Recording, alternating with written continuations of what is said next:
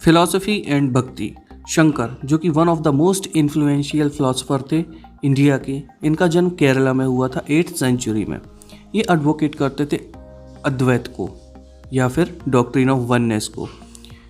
यहाँ पर बात की जाती है अगर अद्वैत की, तो इसका मतलब ये होता है कि जो इंडिविजुअल सोल और सुप्रीम गॉड है, इनकी वननेस ही कहलाती है डॉक्ट्रिन ऑफ वननेस। मतलब यहाँ पर होता है आत्मा का परमात्मा से मिलन, इंडिविजुअल सोल और supreme God which is the ultimate reality.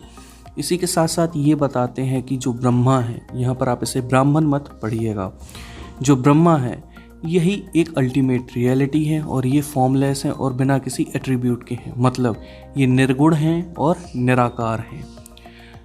He considered the world around us to be an illusion और माया। उन्होंने ये बताया कि हमारे आसपास जो दुनिया है ये एक इल्यूजन है, माया है, जिसे हम त्याग कर एडॉप्ट कर सकते हैं द पाथ ऑफ नॉलेज। हम चल सकते हैं ज्ञान के मार्ग पर और अल्टीमेटली हम ट्रू नेचर को समझ सकते हैं ब्रह्मा के, और इसी के साथ साथ हम प्राप्त कर सकते हैं क्या, साल्वेशन, मतलब मोक्ष। यही एक और इम्पॉर्टेंट फिलोसोफर थे।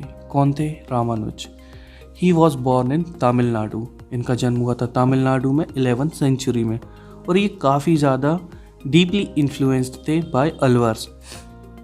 इनके हिसाब से अगर हमें साल्वेशन यानी मोक्ष को प्राप्त करना है तो हमें अपना इंटेंस डिवोशन दिखाना होगा लॉर्ड विष्णु को। हमें अपनी सच्ची और गहरी भक्ति दिखानी होगी लॉर्ड विष्णु को। तभी लॉर्ड विष्णु अपनी कृपा बरसाएंगे और जो अपना भक्त है उन्हें अपने साथ मिला लेंगे। मिला लेंगे का मतलब उन पर अपनी कृपा बरसाएंगे। ही प्रोपाउंडेड द डॉक्ट्रिन ऑफ विशिष्ट अद्वैत। मतलब यहाँ पर इन्होंने एक पॉलिसी थी, जैसे शंकर की पॉलिसी थी अद्वैत की, इनकी पॉलिसी कहलाती थी विशिष्ट अद्वैत, जिसका मतलब क्या होता है? Qualified oneness in that soul even when united with the supreme God remain distinct। इसका मतलब ये होता है कि जब आत्मा परमात्मा से जुड़ जाती है उसके बाद भी आत्मा डिस्टिंक्ट रहती, उसकी अपनी एक अलग सत्ता होती है। रामानुज ने अपनी इसी फिलॉसफी को, इसी डॉक्ट्रिन को काफ़ी ज़्यादा इंस्पायर किया भक्ति के लिए, और ये काफ़ी ज़्यादा डेवलप हो चुकी थी अब नॉर्थ इंडिया में, which developed in north India subsequently. Basavanna's Veera Shaivism. हम ये पहले देख चुके हैं कि आखिर तमिल भक्ति मूवमेंट और टेम्पल वर्शिप के बीच में क्या रिलेशनशिप था। इसी का रिएक्शन निकलकर एक सामने आया था जिसे रिप्रेजेंट किया गया एज अ वीर शैव मूवमेंट।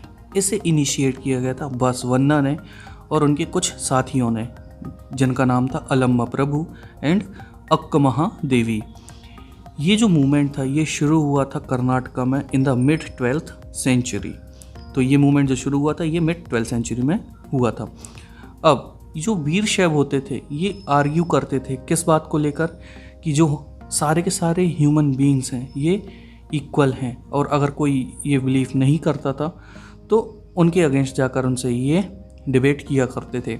और वो इन आइडियाज़ के खिलाफ भी थे जो कि ब्राह्मण्स के होते थे। ब्राह्मण्स के कौन से आइडियाज़? कि जो कास्ट से रिलेटेड हैं और वीमेन को लेकर ट्रीटमेंट से रिलेटेड है। वहाँ पर कास्ट थी जो ऊपर नीचे होती थी, और जो वुमेन्स के लिए ट्रीटमेंट था ये भी ज़्यादा अच्छा नहीं था। इसी के साथ साथ ये रिचुअल और आइडल वर्शिप के भी खिलाफ थे। ये जो सारे के सारे कर्मकांड होते हैं और जो मूर्ति पूजा होती है इसके भी अगेंस्ट थे। वीर शैव वचनास। तो यहाँ पर वीर शैव के वचन दिए गए हैं। तो जो ये इंग्लिश में गिवन है, मैं इसे हिंदी में आपको ट्रांसलेट करके बताता हूँ। The rich will make temples for Shiva. जो कि धनवान लोग हैं ये शिव के लिए मंदिर बनवाते हैं।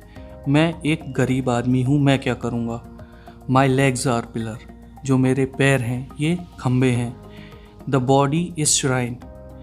जो मेरा शरीर है ये तीर्थ मंदिर है। The head a Coppola. Coppola मतलब जो छतरी का छाते का शेप होता है उसकी बात हो रही है। सर उसकी छतरी है जो कि सोने की बनी हुई है। लिसन, जरा सुनो, नदी संगम के प्रभु। खड़ी हुई चीज़ें कभी भी गिर जाएंगी लेकिन चलने वाली सदा चलती रहेंगी। तो यहाँ से आप अंदाज लगा सकते हैं कि ये कैसे कास्ट के खिलाफ थे और इक्वलिटी चाहते थे वीमेंस के ट्रीटमेंट में, और रिचुअल्स के भी खिलाफ थे और आइडल वर्शिप के भी।